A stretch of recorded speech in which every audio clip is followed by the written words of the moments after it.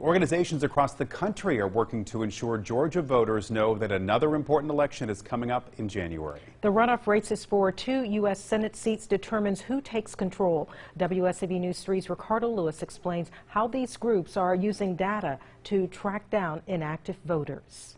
It is our job to make democracy work for America. NAACP President Derek Johnson is organizing efforts to get black voters to storm the polls in January. Thousands of feet are already on the ground in the key state of Georgia. It is our job to ensure that all votes count. Johnson says throughout the presidential race, the NAACP focused on following the data. Thousands of volunteers rallied together to reach voters who have voted before but recently have been inactive. Volunteers made over 675,000 phone calls and sent more than 16 million text messages in battleground states. Which is really important because all of this added up to be the most strategic and largest African American voter contact program for this election cycle. The NAACP is still waiting to learn how the data shook out this year, but it looks to them as black voters turned out, making several key races razor thin. The nonpartisan organization worked alongside Stacey Abrams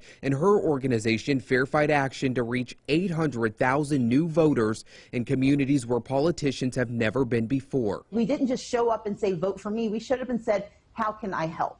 And by doing that, by creating relationships and using a relational model to build power, we were able to organize and sustain that organizing over multiple cycles, increasing every year who was going to turn out. Ricardo Lewis, WSAV News 3 on your side.